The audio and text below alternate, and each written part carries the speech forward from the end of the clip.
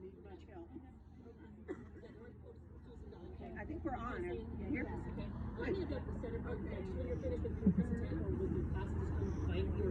Can I try one of yours? I think we'll just leave this here. I think it's on. I'm talking. You're on. Hi. Well, welcome. Look at this crowd. Do we need some more chairs? We don't know that we have any more. We don't have any more. There's another one there. But other than that, I'm sorry. Yeah. Oh, is there someone there? Yeah. Okay. Well, at any rate, welcome to all of you. My name is Donna Baranda, and I'm an advanced master gardener. I came here from Northern California, so I grew up in Southern California, so I grew strawberries there first, which is the easiest thing in the world. And then I moved to Northern California in the foothills in Paradise, actually, the town that burned down. And then I moved here. So now I have deep freezes, and this is a whole new project for me. So how many of you are already growing strawberries? Successfully or not successfully? Let's just talk. Strawberry plants, but no strawberries. Well, the next question is who wants to grow strawberries and hasn't grown them yet? Well, we're going to try to give you some information that will help. I also have some little plants that are just brand new. These are daughters. Now, I have some handouts, and let me give those to you. Can I hand them here and you can pass them around? Thank you. There's some information on the front. The white sheet is information. The pink sheet on the back are diagrams. So when you're planting, they'll be helpful. And we're going to talk about those in a minute or two. So, hand me back one of those, would you please? I want to show you the pink. Thank you. So, hi. We're going to use the diagrams at the end. But first we're going to talk about strawberries, period. There really are three different types. And they're outlined on this handout. The June bearing, you can get them early and you can put them in the ground and they will give you fruit right away. And those are often the most popular at nurseries early on. Okay? The ever-bearing is the one that you will see mostly here in Boise because they tolerate heat. These are all ever-bearing. And the nice thing about the ever-bearing strawberries is they're good in pots because they kind of, they have that viney little drapey thing. So they'll drape the fruit over and look real cute. Or if you've got a tiered garden, it will drape over to the next level. So they're really good. And the day neutrals are not as popular here. And the reasons are listed there. They're insensitive to the day length, which is good, but they are sensitive to heat, and we get a lot of heat about the time that strawberries are growing. So let's talk about purchasing your plants first. And these have all come from Master Gardeners Gardens, came from the same garden, were just planted within the last day or two. And if you were to put them in the ground, you're going to want to take off all these runners. And this, for instance, needs to come off. I don't know that I could pick it off, but you'll need to take those off. And you only need about 3 good leaves, but make sure they're the healthiest. And get them in the ground and plant them according to this particular diagram. So let's look first of all at, I want to show you the second diagram, the one in the back, this one, with the 4 pictures. And the reason this is important is you want to get those roots straight down. You do not want the roots like laying on the side because they'll be uncovered, and that's not good. So, and you also want to make sure that when you're planting it, that you get this crown. Let's see a good one that has a crown here. Maybe we can see. These are all planted a little too deep, actually. So when you look at these, you're going to see them too deep. I'm going to try and pull this one up. Let's see. I'd find the right one to pull up. This one I'll sacrifice if I need to. Here we go. So, this little plant here, I don't know if you can see. I'm going to take the soil off and dump it off here. But this is the crown right here. This has no roots on it, you think, but look, if you look at this, there are tiny little roots that are forming down here, and this will actually grow. So pass it around and take a look at it, if you will. But you want that crown to be at ground level, not below and not above. And if you look at the other diagram, it'll tell you exactly that. So you see where the roots are, and you see where the crown is right here. Look at that little plant as it comes around. You can see the crown, and you want to be sure that you remove any additional berries, any additional runners, and take it down to about 3, maybe 4 leaves at most. I try to do odd numbers when I'm planting. I just think it makes me feel better. So, but make sure they're actual leaves, not auxiliary leaves. So you want them to be these kind of leaves, the ones that are coming from the crown, okay? By the way, if you're interested, these plants are all for sale, $2 a piece when we're done, and I promise to sell them from here. So first of all, you want to purchase your plants with nice green foliage. So you want to look at the foliage, and you also want to look for few, if any, runners. So these have runners because they were just pulled out. They're really healthy. You just take a pair of pruning shears and get to them. But you want to plant ones without them. And when you plant them, you want them to be in a loose soil.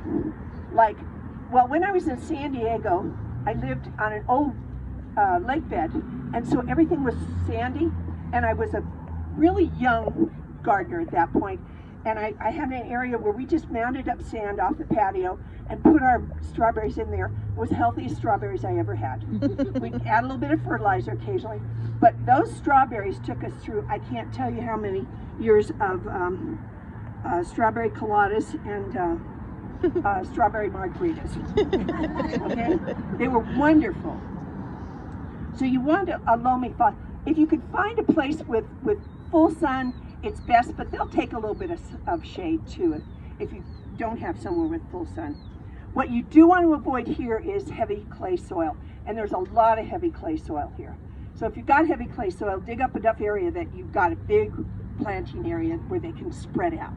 Because that's the nice thing about strawberries. They're so easy. You'll start with the mother plant, and all of a sudden all these daughters will form all over the place. So they're kind of a nursery in themselves. They'll give you new plants. And you can share them with your friends and share them with whoever.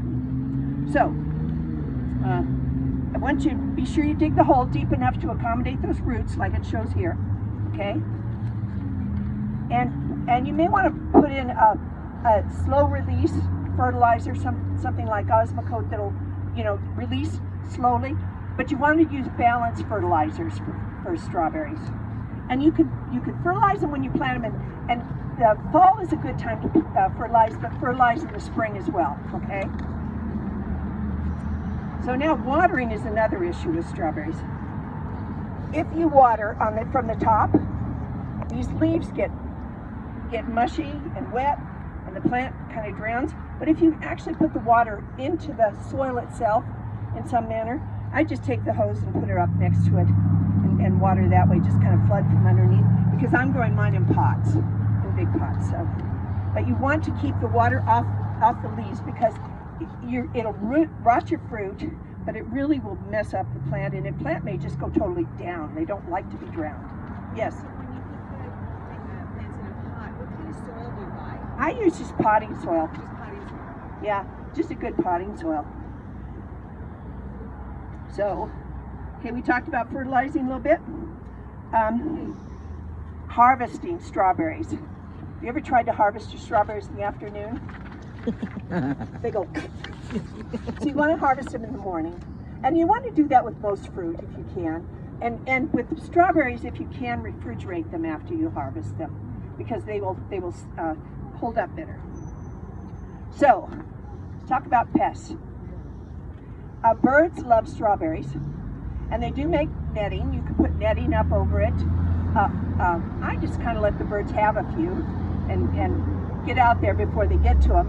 But you can put netting up, and you can devise a netting structure for strawberries out of PVC pipe and make it like Tinker Toys. Put it together and put a piece of netting over the top. It'll keep the birds out. What it won't keep out is what gets to them underneath the plant. And the ones that I have problems with are earwigs and slugs.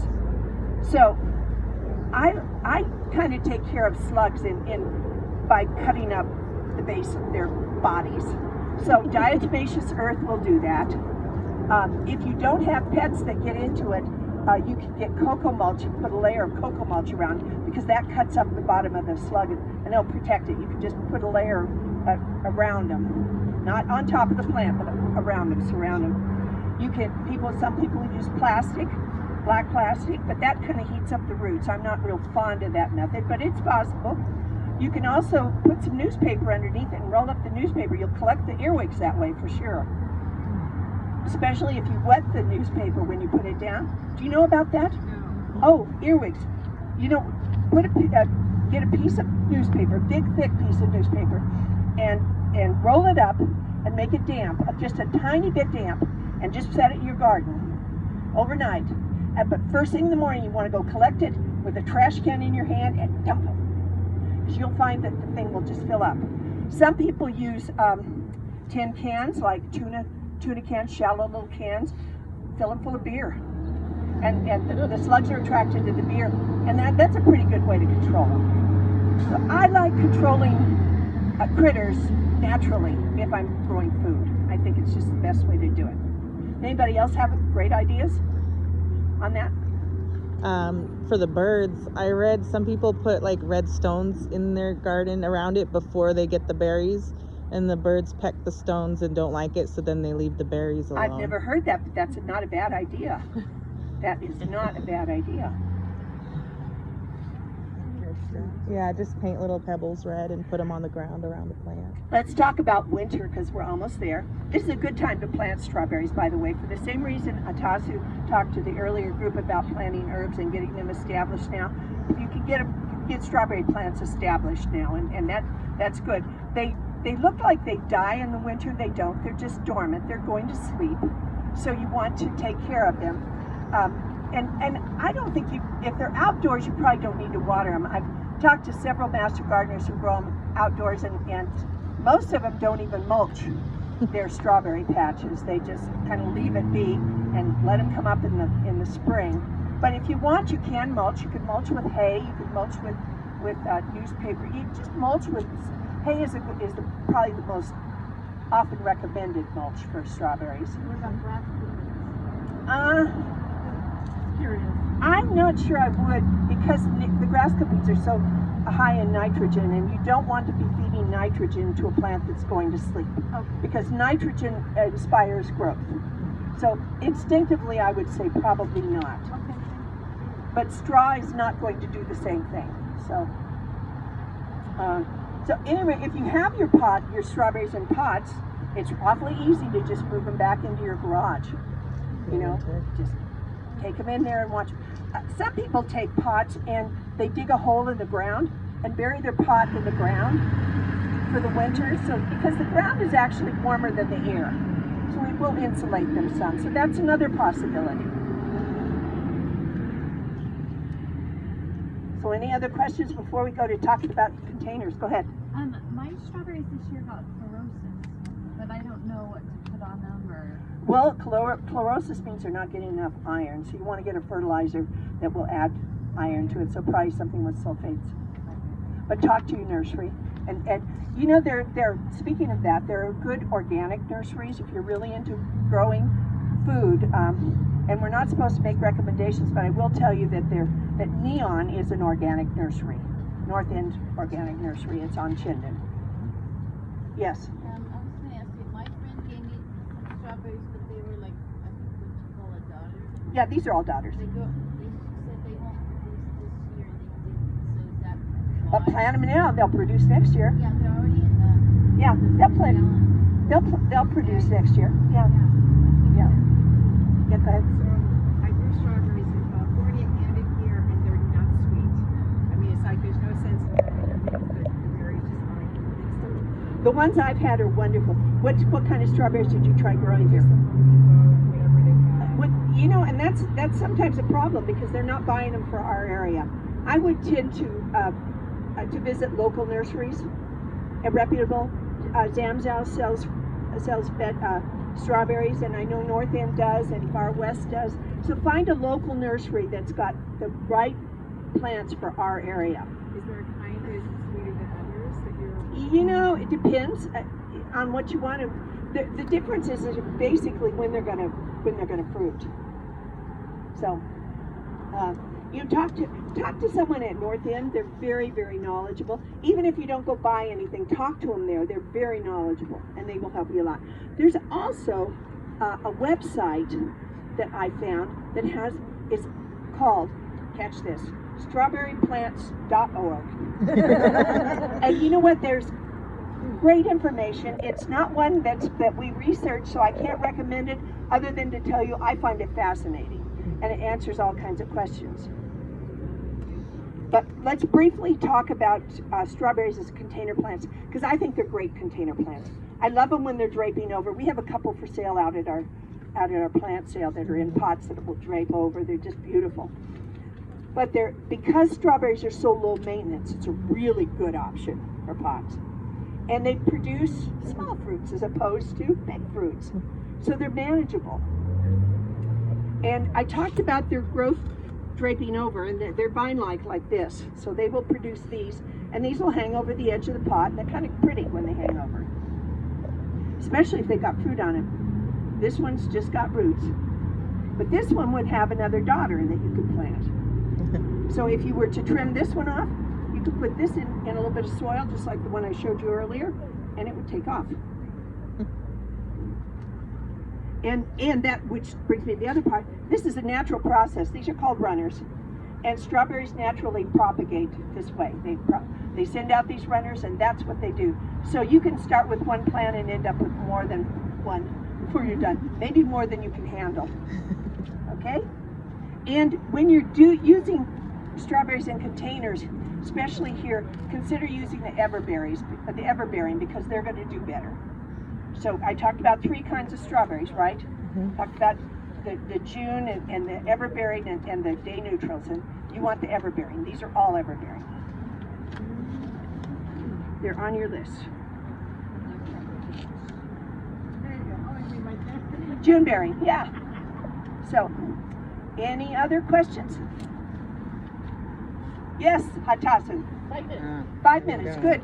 So, we There don't have any of these growing as a display here. We do have some in our plant sale. I hope you'll visit our plant sale and our marketplace. We've got great stuff out there.